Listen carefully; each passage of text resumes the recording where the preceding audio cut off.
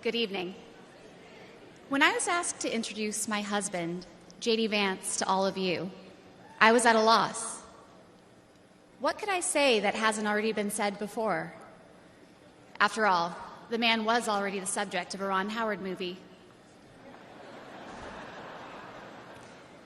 JD has shared much of his life through his own eloquent words. In his book, Hillbilly Elegy, during his Senate campaign, and now as a sitting United States Senator. It occurred to me that there was only one thing to do: to explain from the heart why I love and admire JD and stand here beside him today, and why he will make a great Vice President of the United States.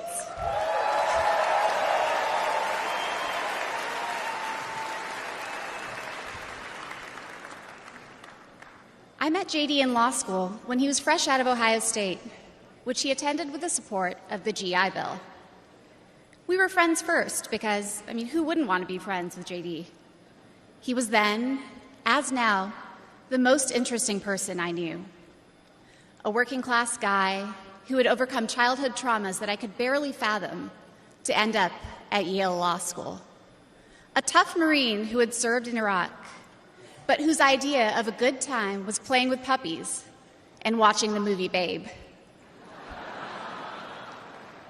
The most determined person I knew with one overriding ambition: to become a husband and a father, and to build the kind of tight-knit family that he had longed for as a child.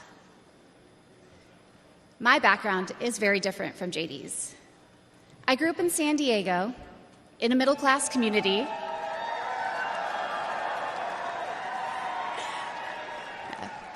with two loving parents, both immigrants from India, and a wonderful sister. That JD and I could meet at all, let alone fall in love and marry, is a testament to this great country.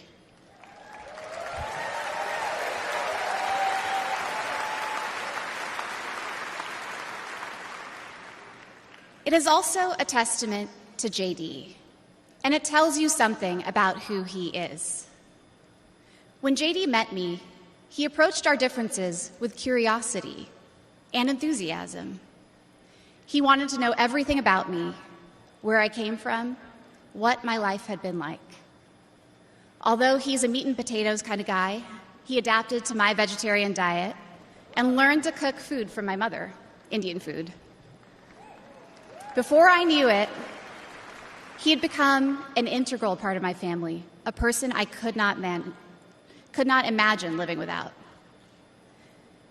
The JD I knew then is the same JD you see today, except for that beard.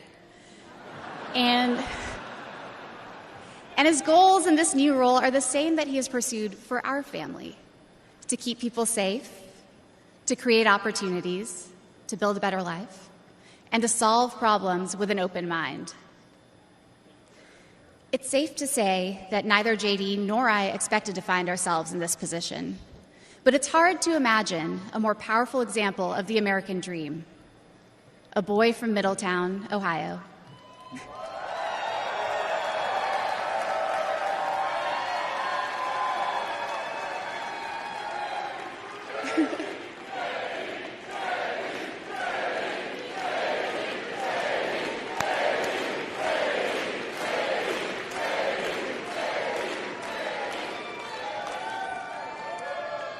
Raised by his grandmother through tough times, chosen to help lead our country through some of its greatest challenges. I am grateful to all of you for the trust you have placed in him and in our family.